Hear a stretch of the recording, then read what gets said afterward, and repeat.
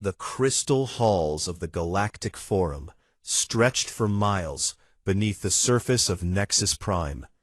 For 12,000 years, this place had been the center of everything important in the galaxy. 300 different species came here to talk, to trade, and to solve their problems. The Forum was supposed to keep peace. It was supposed to protect the weak from the strong. That was the promise anyway. Captain Daniel Harper stood in the visitors' gallery, watching the assembly floor below. He had been coming to this place for 6 months now, and every day made him angrier. Daniel was not a man who angered easily. He had spent 20 years in the human diplomatic corps, always calm, always professional. But what he had discovered in the past half-year had changed something inside him. The floor below was filled with delegates from across the galaxy. The Valkyries sat in their temperature-controlled pods, their slug-like bodies glistening under the lights. The Sothon representatives stood tall on their 4 legs, their crystal eyes reflecting everything around them. The Harmony Collective sent their hive-mind speakers, dozens of small creatures that spoke as one voice.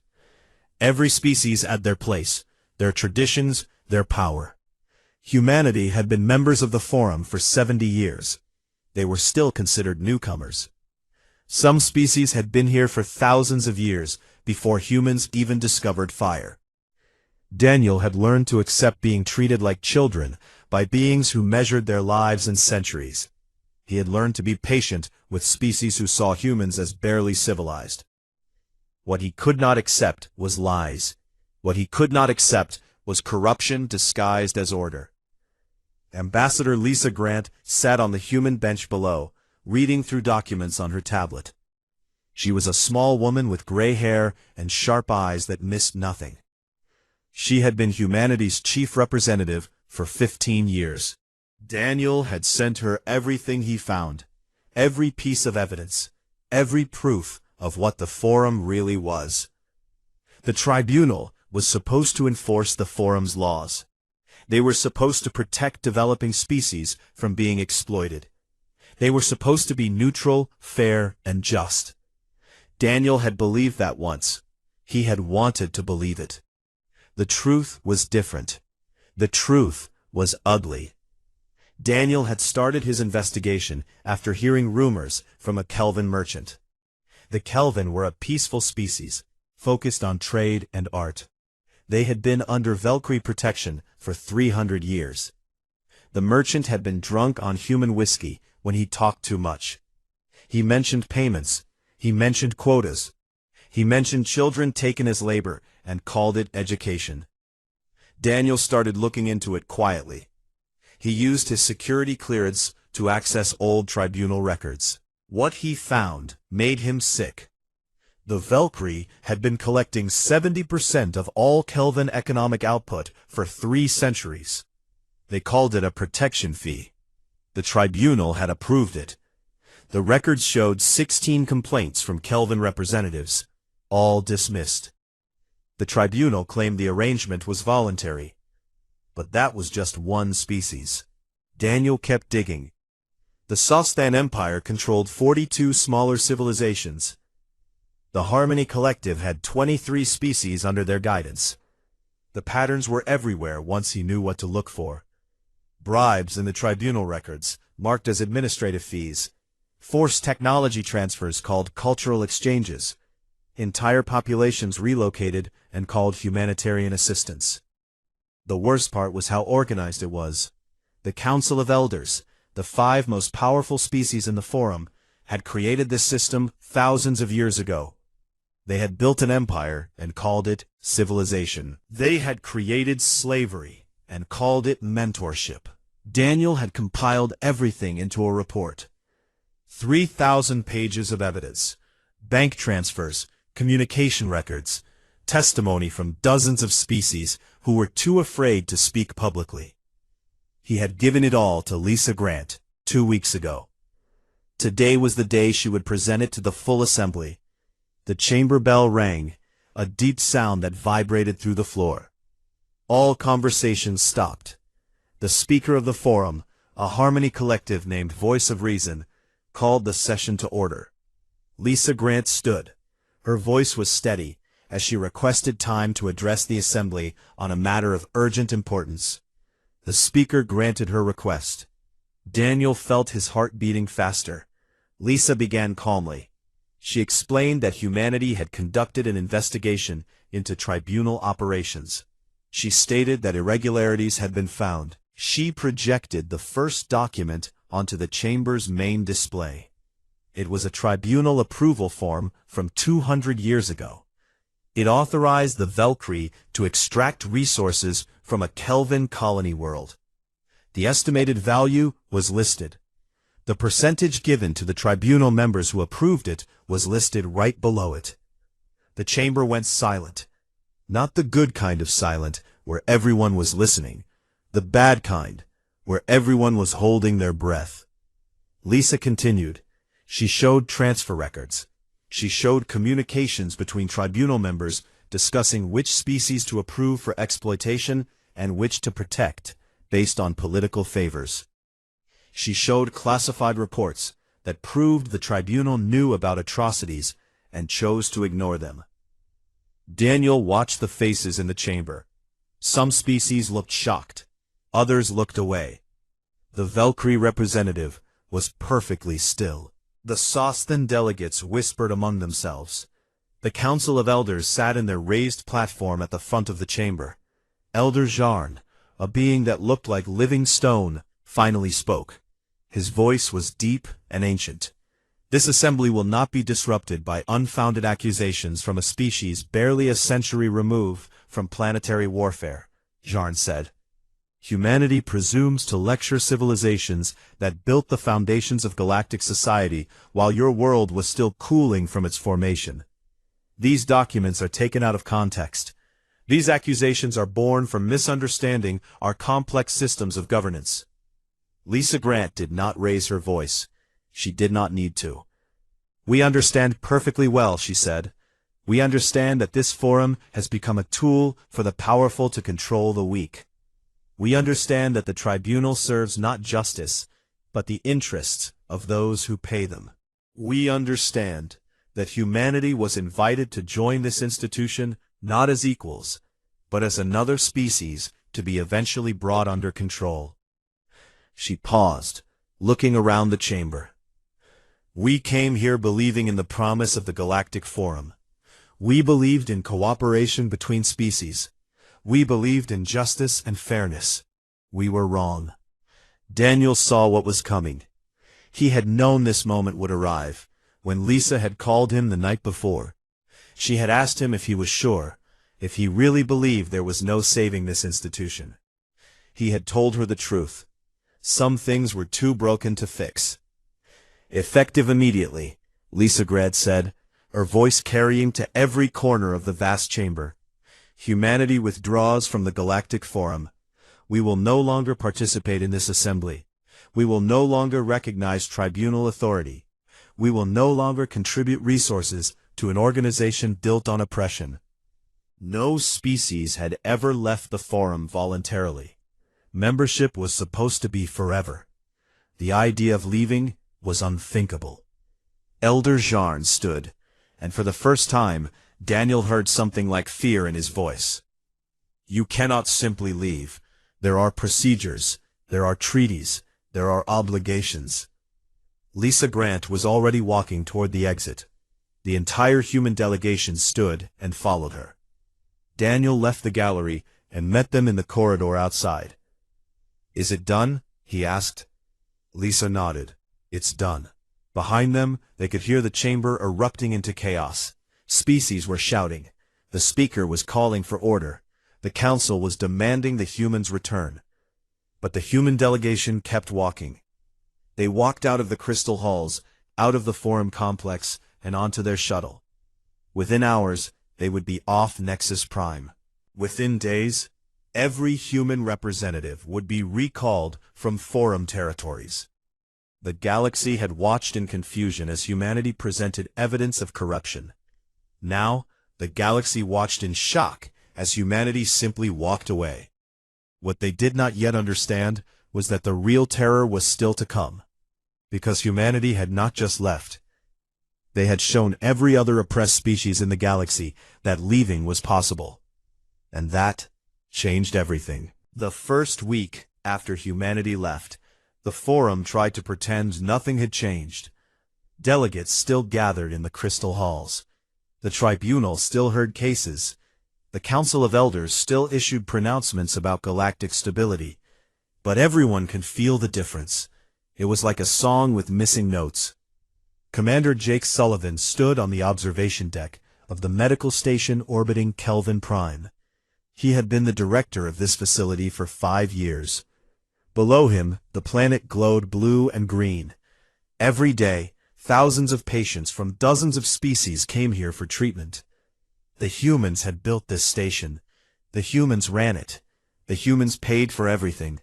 Now he had orders to shut it down. "How many patients do we have currently?" Jake asked his assistant, a young woman named Katie Morris. Katie checked her tablet. 2,347.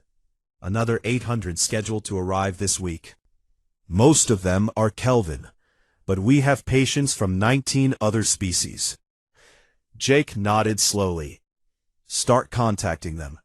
Tell them we are ceasing operations in 30 days. Transfer as many as we can to local facilities. For the rest, we will provide transportation to Forum medical centers." Katie looked troubled. "Sir, the Forum facilities charge fees. Most of these patients cannot afford treatment there. That is why they come here." "I know," Jake said quietly, "but we have our orders. Humanity is no longer participating in Forum operations. That includes charitable operations." The medical station was one of 43 that humans operated throughout Forum space. They had been built over the past 70 years, placed in regions where medical care was scarce. The humans had never charged for treatment. They had never asked for anything in return. They had just wanted to help. That was ending now. Across the galaxy, similar conversations were happening. Dr. Amy Peterson was shutting down the Joint Research Facility on Nexus Prime, where humans and 17 other species had been working on faster-than-light communication improvements. Engineer Carl Bennett was halting construction on infrastructure projects that would have brought clean water to 14 developing worlds. The projects were half-finished. They would probably never be completed. The Forum had not realized how much humanity had been giving them. It had seemed natural somehow. The humans were rich, they had resources, they were generous. Nobody had stopped to think about what would happen if that generosity was withdrawn. The second week, the economy began to show cracks. Captain Nicole Wright commanded a human merchant fleet, 20 cargo ships that ran regular routes between Earth and the outer colonies. Her ships also carried goods for other species, connecting trade networks across vast distances. She charged fair rates. Sometimes she carried emergency supplies for free. Now she received new instructions from Earth. Continue commercial operations, but only on a bilateral basis. No more participation in Forum trade agreements. No more using Forum way station facilities. No more following Forum trade routes that required paying access fees to species that controlled key jump points. Nicole looked at the route map on her screen.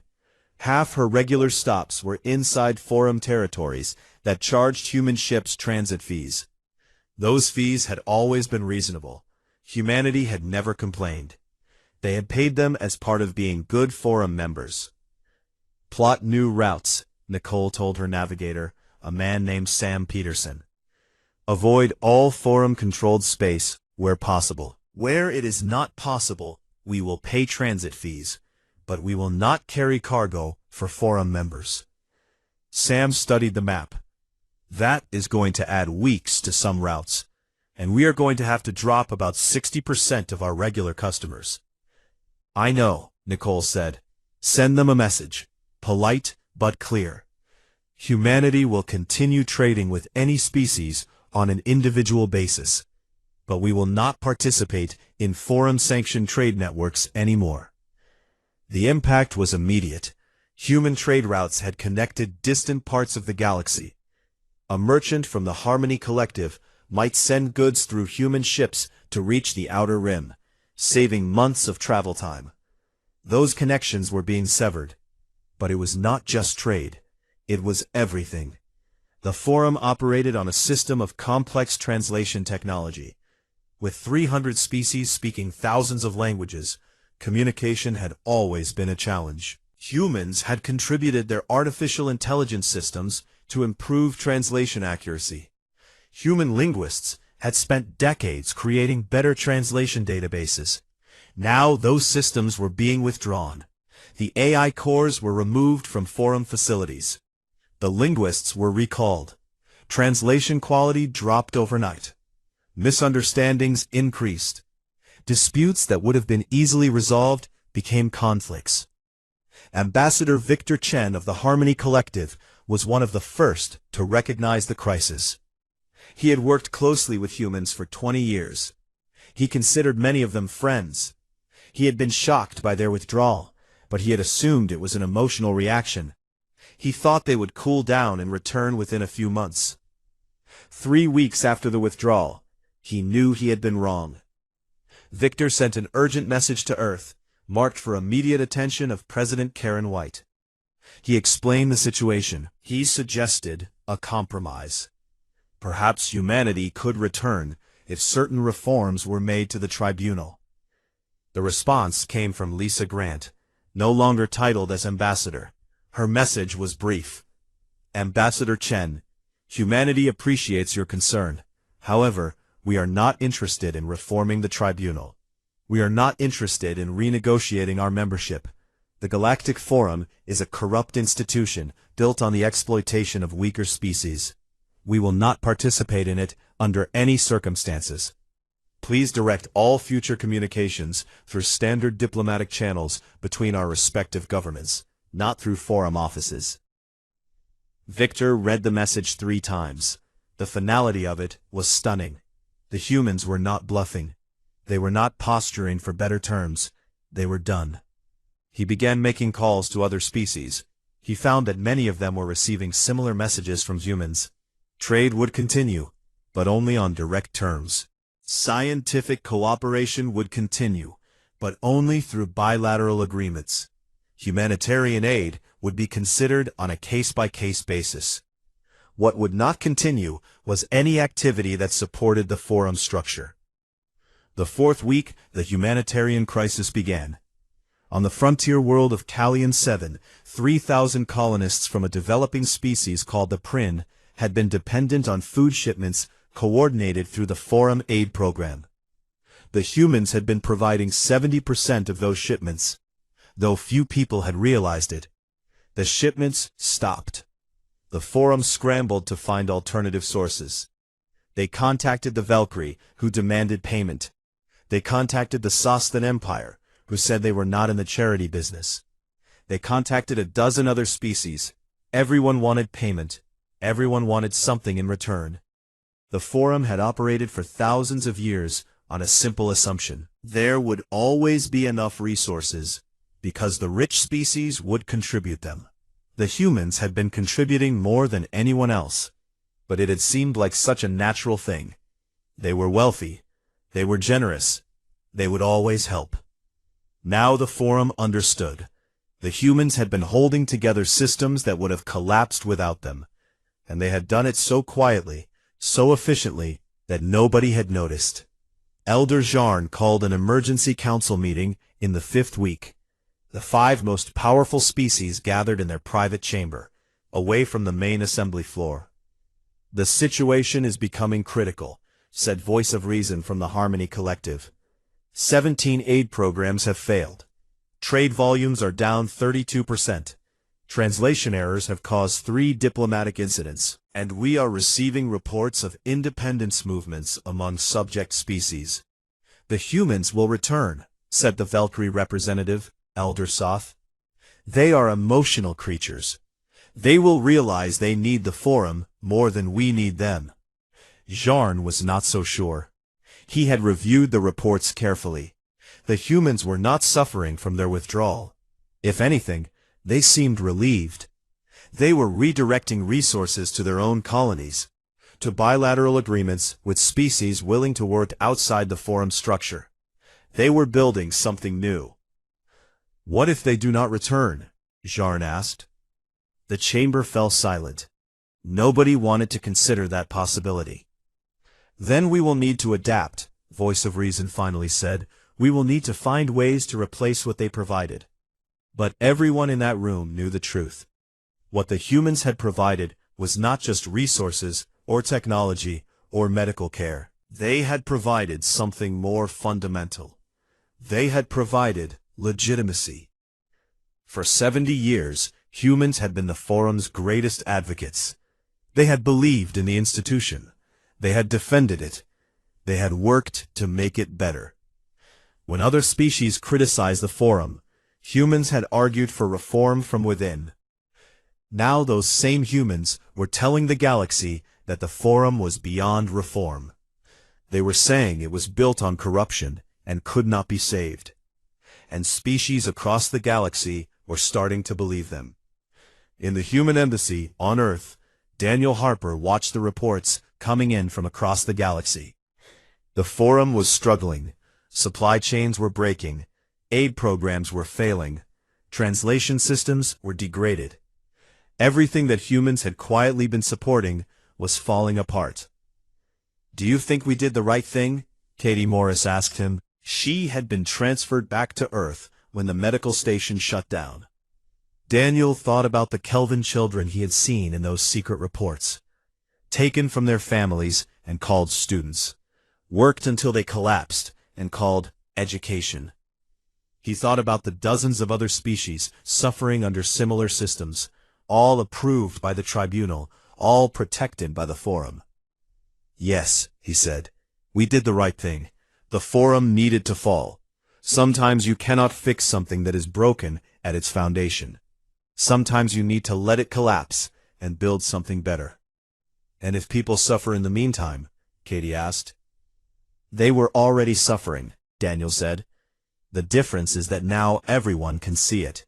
Now nobody can pretend the system works."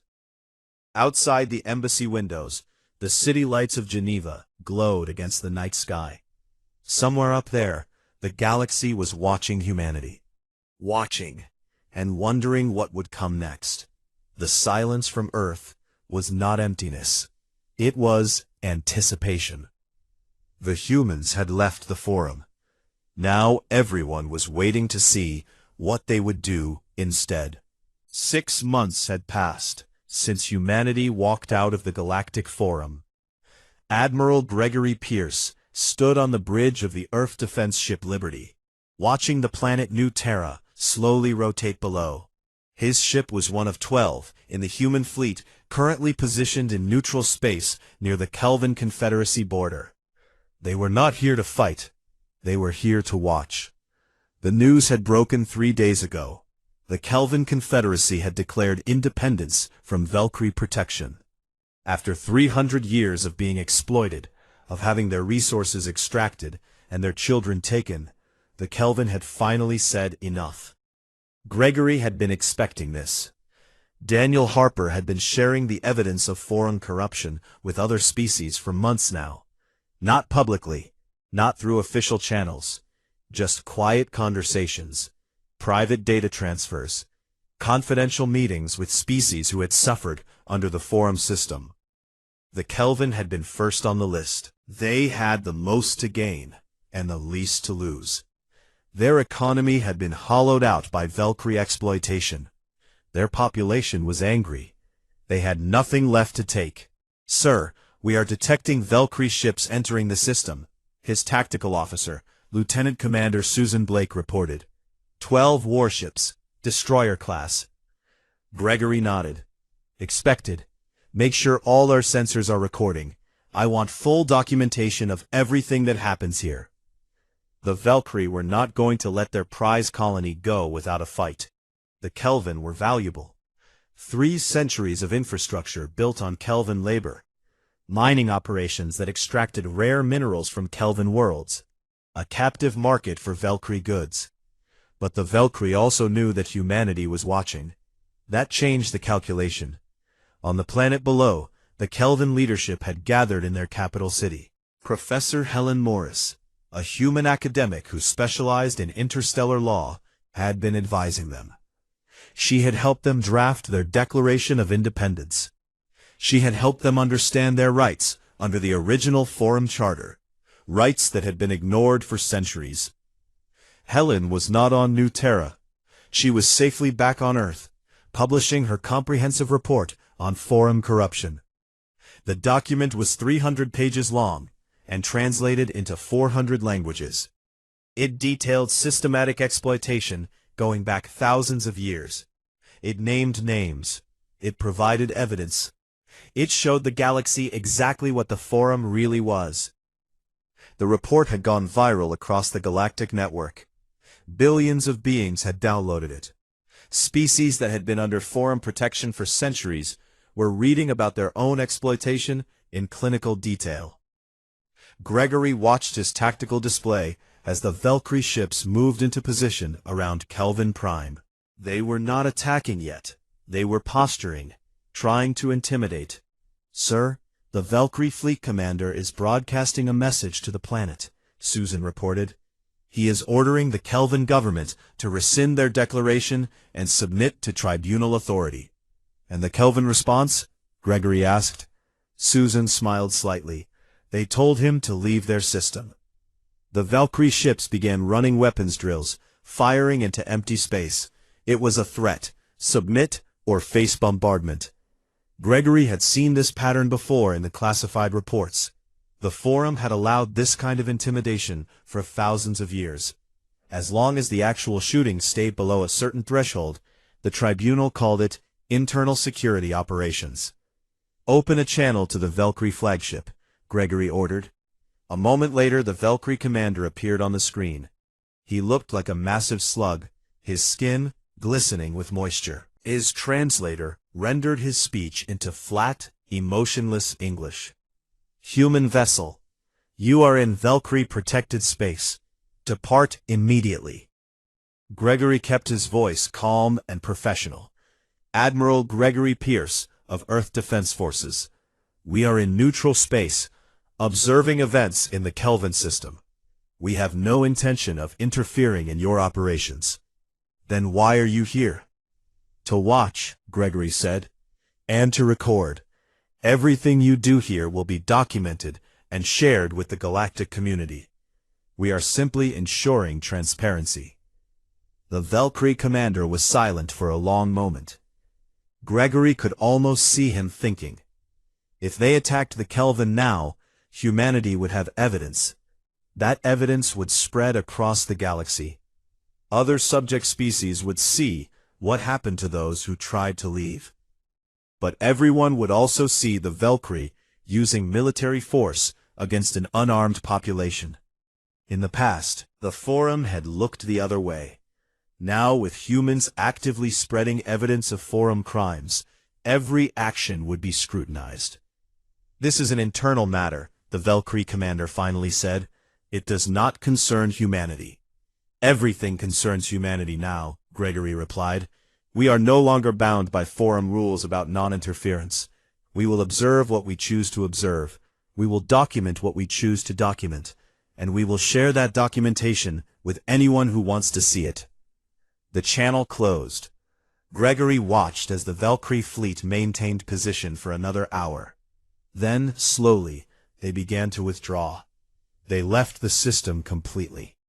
"They backed down," Susan said, sounding surprised. "They had no choice," Gregory said. "They could not afford to give us footage of them bombarding civilian targets. Not now, not with the whole galaxy watching." Down on Kelvin Prime, celebrations erupted. For the first time in 300 years, they were actually free. But the Kelvin were just the beginning. 2 weeks later, the Sostan Empire faced a similar crisis. 3 of their subject species declared independence simultaneously. The Sostans were more aggressive than the Valkyrie. They sent military forces to all 3 systems. Colonel Ryan Brooks was ready. He commanded a small human observation force that had been positioned near Sostan space. When the Sostan fleet moved to attack the first breakaway species, Ryan made sure human ships were there, sensors recording everything. The Sostans did not back down as quickly as the Valkyrie had. They began orbital bombardment of military targets on the rebel world. Ryan broadcast everything live across the galactic network. Billions of beings watched as the Sostan Empire demonstrated exactly what happened to species who tried to leave. They watched cities burn. They watched refugees flee. They watched what the Forum had always tolerated as internal security. But this time, there was no Forum to cover it up. There were no tribunal officials to declare the matter resolved. There was just the raw footage of a powerful species crushing a weaker one. Ryan sent a single message to the Sostan fleet commander. "The galaxy is watching. History will remember what you do here." The bombardment stopped. The Sostan Empire had just realized that they could not maintain their empire through force if every act of violence was documented and broadcast. Their economy depended on trade with other species. Their reputation mattered. Within a month, all three rebel species had successfully separated from Sostan control. The Empire had backed down rather than face complete diplomatic isolation. Across the galaxy, the news spread like wildfire. Subject species could leave their protectors. The Forum would not stop them. The Tribunal would not intervene. And humanity would make sure the whole galaxy watched any attempt at violent retaliation. By the end of the 7th month, 23 species had declared independence. The number kept growing. Elder Jarn sat in his private chambers on Nexus Prime, reviewing the reports. The Forum was losing control. The whole system was collapsing. Species that had been subjects for thousands of years were walking away. The Council of Elders called emergency meetings almost daily now. Everyone had suggestions: increase tribunal forces, offer reforms, promise better treatment, but nothing worked. The momentum had shifted. Voice of Reason from the Harmony Collective tried to be optimistic. This is a temporary crisis. Once the subject species realize they cannot survive without Forum protection, they will return. But Jarn knew better. He had been studying humanity for the past 6 months, trying to understand them. What he had learned terrified him. Humans were not just documenting Forum crimes. They were actively helping the breakaway species survive. Trade agreements were being signed between Earth and newly independent worlds. Human advisors were helping them establish governments. Human loans were funding their transitions to independence. Humanity was building an alternative to the Forum. They were doing it quietly, without grand announcements. But they were doing it. Katie Morris had been reassigned to the Earth Diplomatic Corps after the medical station closure. Her new job was coordinating humanitarian aid to newly independent species. She worked 18-hour days, connecting food shipments, medical supplies, and technical assistance to worlds that had just broken free from their protectors. "How many species are we currently assisting?" she asked her supervisor, a diplomatic officer named Ben Carter.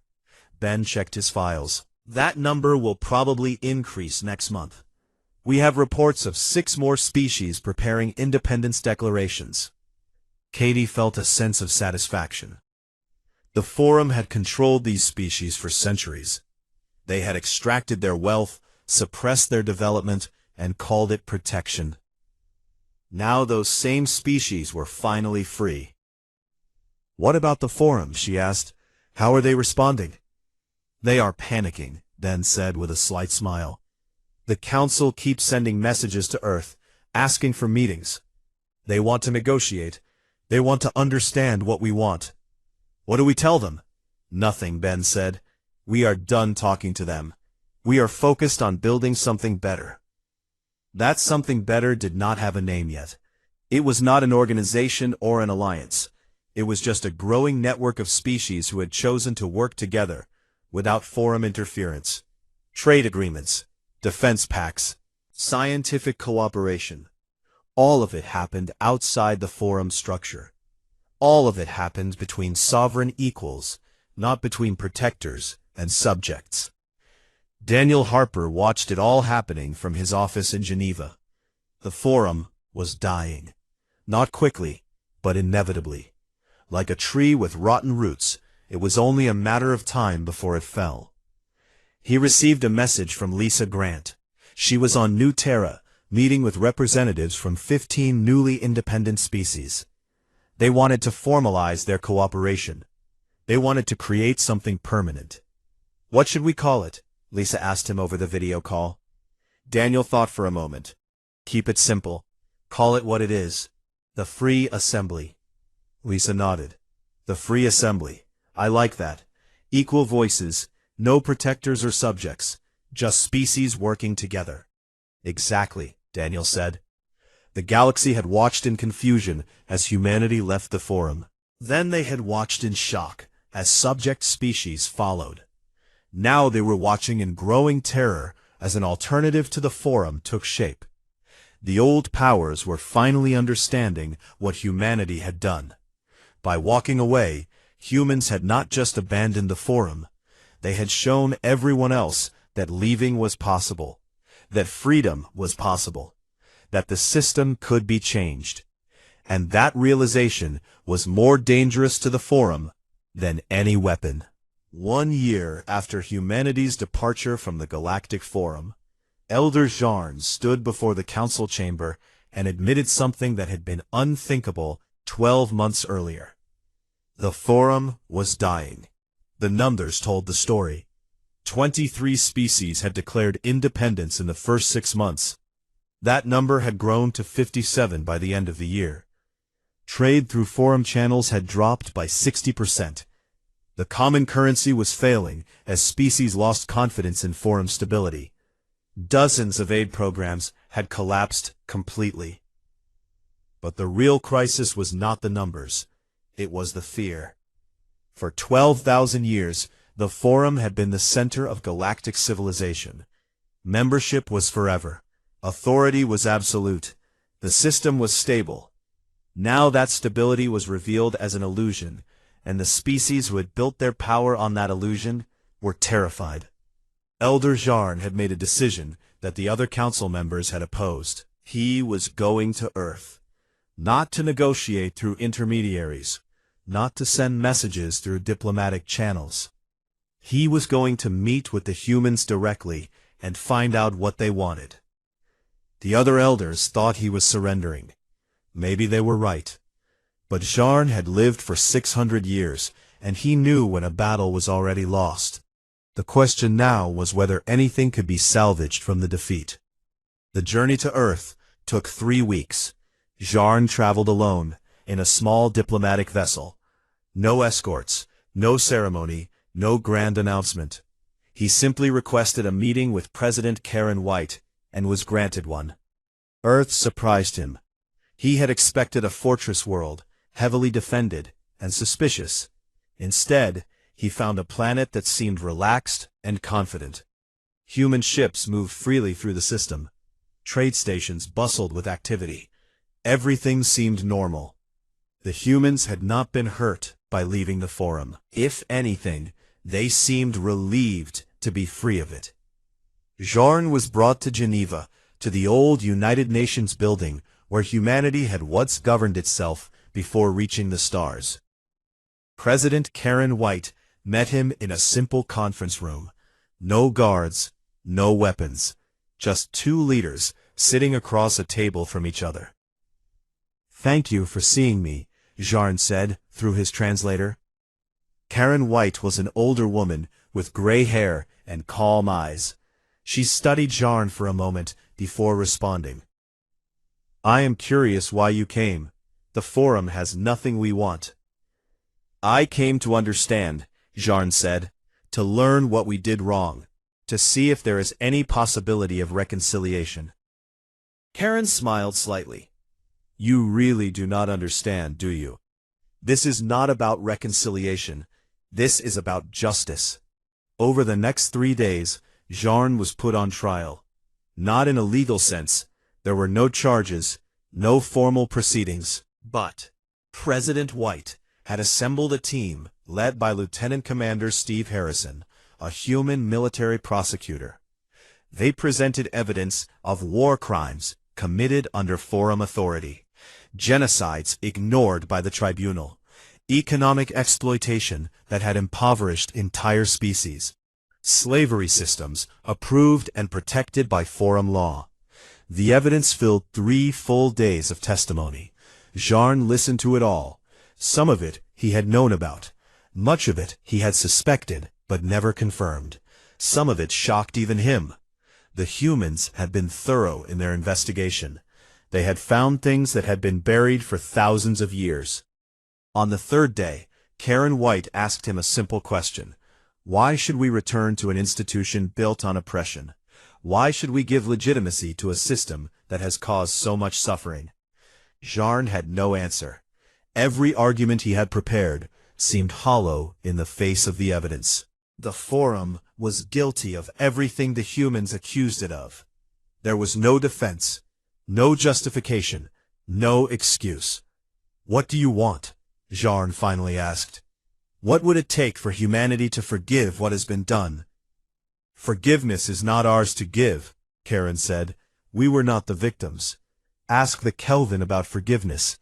Ask the 42 species enslaved by the Sostans. Ask the millions who died while the tribunal looked away. Then what? Jarn asked. What happens now?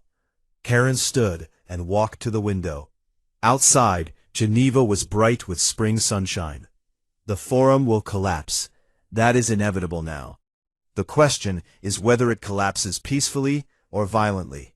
Whether the old powers can accept the new reality, or whether they will fight to maintain control they have already lost. And humanity's role in this? We are building something better, Karen said. Something based on consent and equality. Something transparent and accountable. We call it the Free Assembly. Jarn had heard of it. Intelligence reports had been coming in for months. The Free Assembly was growing rapidly. Currently, 120 species had joined. Unlike the Forum, membership was voluntary and could be revoked at any time. Unlike the Forum, there were no protectors and subjects. Every species had equal voice, regardless of size or power. You are creating a rival to the Forum, Jarn said. No, Karen corrected. We are creating an alternative. Species are free to choose. Many are choosing us because we offer something the Forum never did. Actual democracy, actual justice, actual equality. While Jarn was learning hard truths on Earth, Captain Beth Nelson was building the future in the Outer Rim. She had been assigned to coordinate the Free Assembly's first physical gathering. 120 species were sending representatives to New Terra for a constitutional convention. Beth had spent months preparing. The logistics were complex. Different species had different environmental needs. Translation systems had to be perfect. Security had to be tight but not oppressive. Everything had to demonstrate that this new system would be different from the old one. The Constitutional Convention opened on schedule. Species from across the galaxy gathered in a massive hall built specifically for this purpose. Unlike the Forum's Crystal Palace on Nexus Prime, this hall was simple and functional. No grand displays of power. No elevated platforms for the mighty. Every delegation had the same seating, the same resources, the same voice. Beth watched from the observation deck as the delegates debated the fundamental principles of their new association. It was messy. Different species had different priorities. Arguments broke out. Compromises had to be reached. But nobody was threatening anyone. Nobody was pulling rank based on age or power. They were actually trying to build something together. The constitution that emerged after 6 weeks of debate was simple. 3 core principles: sovereign equality of all members, transparent governance with no secret courts or hidden fees, and absolute prohibition on exploitation of any member by any other member. Any violation of these principles would result in immediate expulsion from the assembly. Any member could leave at any time, for any reason. Decisions required consensus of at least 70% of members. It was everything the Forum was not. Back on Nexus Prime, the Forum was attempting to respond. The Council of Elders had proposed reforms. They offered to restructure the tribunal. They promised to investigate corruption. They pledged to end exploitation of subject species. The trust was gone. Once people saw what the system really was, they could not unsee it. Voice of Reason from the Harmony Collective tried to maintain optimism in council meetings. We still have over 200 species in the Forum. We are still the majority. We can rebuild. But the mathematics were against them. Of the 200 remaining species, most were the old powers who benefited from the corrupt system. The species who had actually believed in the Forum's stated principles had already left. What remained was a collection of exploiters and those too afraid to leave. Elder Soth of the Valkyrie proposed a different approach. We should use military force, crush the Free Assembly before it grows stronger. Make an example of the humans. The chamber fell silent. Everyone knew this was suicide. Humanity had a formidable military. More importantly, any attack on the Free Assembly would unite its members. It would transform a loose association into a defensive alliance overnight. No, Jarn said when he returned from Earth. Military force is not an option. We have already lost. The question now is how we end this with dignity. The other elders stared at him. You surrender? Elder Soth asked incredulously. I recognize reality, Jarn replied. The Forum is finished. It has been finished since the moment humanity walked out. We just did not realize it yet. He told them everything he had learned on Earth, the evidence of crimes, the moral bankruptcy of their system, the alternative that was being built. By the time he finished, even the most stubborn council members understood. The terror was not about losing power. The terror was about understanding how wrong they had been. For thousands of years, they had convinced themselves that the Forum was necessary, that exploitation was acceptable if it maintained stability, that the suffering of subject species was the price of galactic order. Now they saw the truth. The suffering had been unnecessary. The exploitation had been chosen, not required. The system had been corrupt from its foundation, and they had all been complicit. Commander Jake Sullivan had returned to active duty after the medical station closure. He was now part of the Free Assembly's humanitarian coordination team. His job was helping newly independent species build their own medical infrastructure. It was harder work than running a Forum medical station. He could not just provide care. He had to teach these species to provide care for themselves. He had to help them build systems that would outlast any single donor. But it was better work, more meaningful, because he was not creating dependency. He was creating capacity. How many species have established independent medical systems? She was working in the same department now. Jake checked his records. 43 so far. Another 20 are in progress. It will take years to complete, but they will have real healthcare systems, not dependent on charity, not vulnerable to exploitation. Katie smiled. That is what we should have been doing all along. Yes, Jake agreed, but we could not do it within the Forum structure. The Forum needed dependent species. It needed recipients of charity who would be grateful and compliant. Real development, real independence, real equality. Those things threaten the system. So we had to destroy the system to help people, Katie said. Sometimes you do, Jake replied. As the year ended, the Free Assembly had grown to 187 members. The Forum had shrunk to 93. The crossover point had been passed. The Free Assembly was now the majority. Species began referring to Forum members as the Old Alliance. Some used less polite terms. The remnant of a failed system. The last holdouts of an unjust age. Elder Jarn knew what had to come next. The Forum could not simply fade away. It had to formally end, dissolve with whatever dignity remained, give its members a clean path to move forward. He called for a vote.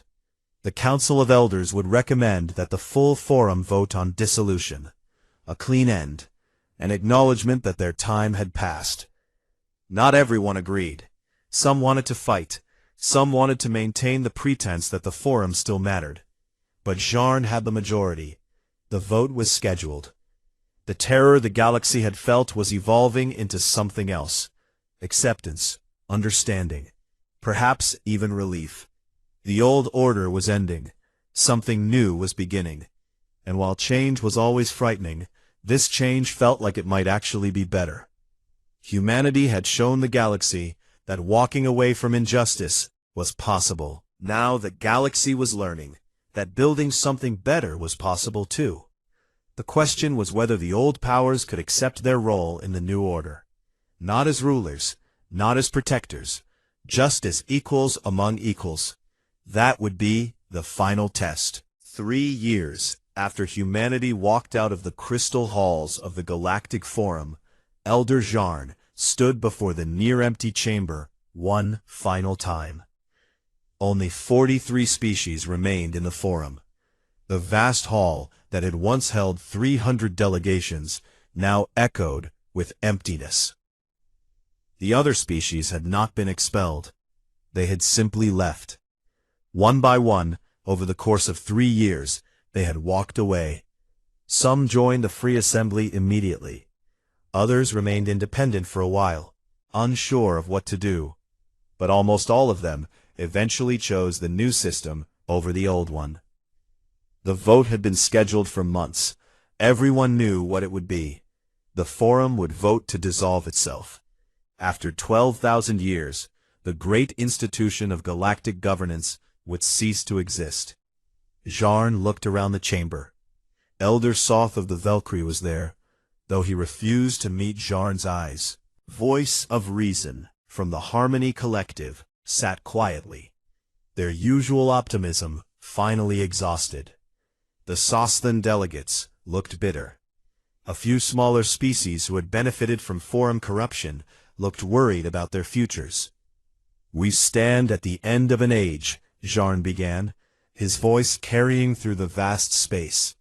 "For 12,000 years, this Forum has been the center of galactic civilization. We built it with good intentions. We believed we were creating order from chaos. We believed we were protecting the weak and advancing civilization." He paused, letting the weight of history settle. "We were wrong." Some delegates shifted uncomfortably. Speaking this truth aloud in this place was difficult, but it needed to be said. "We built an empire and called it governance," Jarn continued. "We created exploitation and called it protection. We allowed suffering and called it stability. The humans showed us what we had become. They held up a mirror, and we did not like what we saw." Outside the Forum complex, Ambassador Lisa Grant waited. She had not set foot in these halls since the day humanity withdrew. She had sworn she would never return. But today was different. Today she was not here as a Forum member. She was here as a witness to its end. Commander Jack Murphy stood beside her, his small fleet in orbit around Nexus Prime. The ships were there to ensure the old powers did not try to use force to maintain their grip. But there had been no threats, no last-minute military actions. The old powers had accepted their fate with surprising grace. "Do you think they understand?" Jack asked Lisa quietly. "Some of them do," Lisa replied. "Jarn understands. Voice of Reason understands. The Valkyrie and Sosthans are just going through the motions. But understanding or not, it does not matter. The result is the same." Inside the chamber, Jarn was calling for the vote. "All delegations in favor of formal dissolution of the Galactic Forum, please indicate." Every delegation voted yes. Even those who had fought against this moment to the end recognized that continuing was pointless. The forum was already dead. This was just making it official. The measure passes unanimously, Zorn announced. By the authority vested in this council, and with the consent of all member species, the Galactic Forum is hereby dissolved. This chamber is closed. Our work is finished. The silence that followed was profound. 12,000 years of history ended not with grand speeches or dramatic gestures, but with a simple vote and quiet acceptance. The delegates began to leave. No ceremony, no final celebration. They just stood, gathered their belongings, and walked out. The crystal halls that had witnessed so much history slowly emptied. Zorn was the last to leave. He stood alone in the chamber for a long moment, looking at the empty seats. Then he too walked out, closing the great doors behind him. Outside, Lisa Grant was waiting for him. "Ambassador Grant," Jarn said, his translator rendering his surprise. "I did not expect to see you here." "I promised myself I would never return to the Forum," Lisa said. "But the Forum no longer exists, does it?" "I came to witness the end, and to discuss the future." "The future belongs to your free assembly now," Jarn said. "No," Lisa corrected gently. "The future belongs to everyone. The free assembly is just a tool, a way for species to cooperate as equals. Your species is welcome to join, if you choose." Jarn was silent for a moment. "After everything we have done?" "After everything everyone has done," Lisa said. "The free assembly is not about punishment or revenge. It is about building something better. That requires everyone, including the species who benefited from the old system." 5 years after humanity deserted the Forum, the Free Assembly held its first full Congress on New Terra. 342 species attended. That was more than had ever belonged to the Forum at its peak. The difference was that every species here had chosen to come. Nobody was coerced. Nobody was pressured. They came because they believed in the principles: equal representation, transparent governance, no exploitation. Captain Daniel Harper, now retired from active diplomatic service, watched from the observation deck. He was 73 years old now. His hair was completely gray, his hands sometimes shook, but his eyes were still sharp, and his mind was still clear. A young Kelvin diplomat approached him. Her name was Sina, and she had been one of the children mentioned in Daniel's original report. She had been taken from her family at age 7 and put to work in a Valkyrie factory. The humans had helped return her home when the Kelvin gained independence. Now she was 22 and representing her people in the Free Assembly. "Captain Harper," Sina said, her translator rendering her musical language into English. "I wanted to thank you. Without your investigation, without the evidence you gathered, my people would still be enslaved." Daniel shook his head. "I just documented what was already happening. Your people freed themselves." "But you showed us it was possible," Sina insisted. "You showed us that the system could be challenged, that walking away was an option. That terrified the Forum, did it not? That is why they collapsed." Daniel smiled. "Yes, I suppose it did terrify them. They built their power on the assumption that nobody would dare leave, that membership was forever, that the weak needed the strong." "And you proved them wrong," Sina said. "We proved that freedom is always an option," Daniel replied. "That is the thing about tyranny. It only survives when good people are too afraid to leave. We were not brave. We were just done being complicit in injustice." Down on the Congress floor, the delegates were debating trade policy. It was a complex discussion. 342 species had 342 different economic systems. Finding common ground was difficult. But they were doing it, without threats, without pressure, without powerful species forcing their will on weaker ones. They were actually negotiating as equals. Dr. Paul Richardson, humanity's chief historian, was documenting everything. His job was to ensure that future generations understood how this moment came to be, how the old order fell and the new order rose. What do you think will be remembered most about this period? His assistant, a young historian named Sophie Martin, asked him. Paul thought carefully before answering. People will remember that humanity walked away, that we looked at an institution everyone else accepted as permanent and said no, that we refused to participate in our own oppression or the oppression of others. Is that enough? Sophie asked. Just walking away? It was everything, Paul said. The Forum survived for 12,000 years because everyone believed it was necessary. When we demonstrated that it was not, when we showed that we could survive and even thrive without it, we broke the spell. We showed other species that they did not need to accept exploitation as the price of stability. The Free Assembly Congress continued for 3 weeks. At the end, they had established trade agreements, defense pacts, and cultural exchange programs. They had created a common currency backed by the economies of all member species, not just the powerful ones. They had established courts that would hear disputes between species, with judges drawn from neutral parties. It was not perfect. There were arguments and disagreements. Some species wanted more centralized authority. Others wanted complete independence.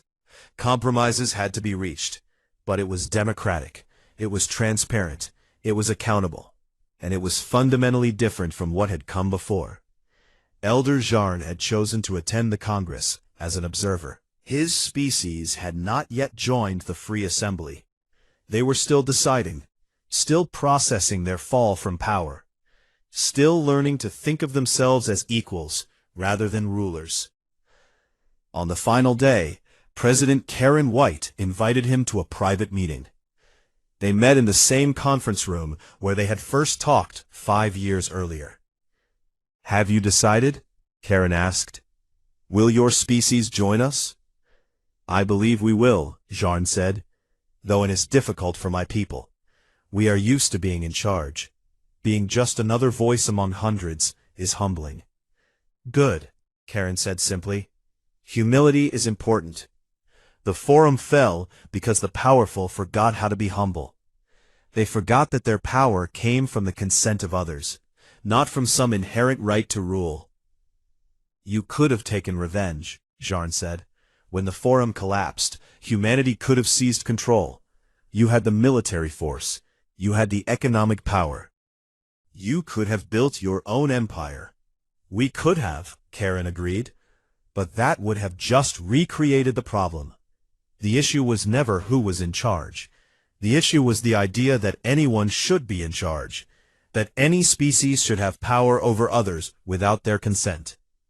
So you built a system without rulers, Jarn said. We built a system where everyone rules together, Karen corrected, where power is shared and distributed, where no single species can dominate. It is messier than the old way. It is slower. It is less efficient. But it is more just. Jake Sullivan had been appointed to head the Free Assembly's development agency. His job was coordinating assistance to species that were still building their infrastructure after breaking free from Forum control. It was exhausting work. He traveled constantly. Every species had different needs. Every situation required custom solutions. There was never enough time or resources. But it was better than running a charity medical station had been.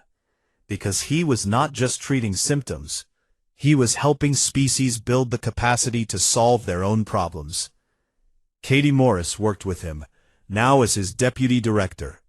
Together, they had helped 87 species establish independent medical, educational, and economic systems. Do you ever miss the old days? Katie asked him one evening as they reviewed project reports. When we could just show up, provide help, and leave? Jake thought about it. Sometimes, it was simpler, but simple is not always better. We were creating dependency then. Now we are creating independence. That is harder, but more important. The Forum never wanted independent species, Katie said. They wanted grateful subjects. Exactly, Jake agreed, and that is why they fell. You cannot build a stable system on dependency and gratitude. You can only build it on equality and mutual respect. Captain Beth Nelson had been promoted to admiral. She now commanded the Free Assembly's Joint Defense Force, a volunteer coalition of ships from 60 different species. It was not a large force. It did not need to be. The Free Assembly did not conquer. It did not expand through force. It grew because species chose to join. And they chose to join because they saw something better than what they had before. The old Forum species had mostly joined by now. The Valkyrie, the Sostans, even the Harmony Collective, all had swallowed their pride and accepted membership as equals. Some did so, grudgingly. Others, like Jarn's species, seemed genuinely committed to the new way. Time would tell which was which. Daniel Harper spent his final years writing. He wanted to make sure the lessons of this period were not forgotten. He wanted future generations to understand what had happened and why. His book was called simply The Walkaway. It detailed humanity's withdrawal from the Forum and the cascade of events that followed. It explained the moral reasoning. It documented the evidence of Forum crimes. It analyzed the collapse and the rise of the Free Assembly. But most importantly, it ended with a warning. The Free Assembly is better than the Forum was. But it is not perfect. It is not immune to corruption. The same forces that destroyed the Forum, greed, fear, the desire for power, still exist. The only defense is vigilance. The only protection is the willingness to walk away again, if necessary. Freedom is not a destination. It is a practice. It requires constant effort, constant attention, constant courage to say no when saying yes would be easier. Sina read Daniel's book when it was published. She was 35 now, a senior diplomat in the Kelvin delegation. She understood what he meant. The Free Assembly was not guaranteed to last forever. It would last only as long as its members were willing to defend its principles. But that was true of anything worth having. Democracy, justice, equality. All of them required constant defense against those who would corrupt them. The galaxy had learned what humans knew all along. The most powerful act of rebellion is to simply refuse to participate in your own oppression. The Forum had watched in terror as humans deserted because they understood what that meant. It meant the end of their power, the end of their system, the end of an age built on exploitation disguised as civilization, and the beginning of something better. Not perfect, never perfect, but built on consent rather than coercion, on equality rather than hierarchy, on justice rather than convenience. The galaxy had watched in terror, then in confusion, then in understanding, and finally in hope. Because if humans could walk away from injustice and build something better, then maybe anyone could. Maybe everyone could. And that changed everything.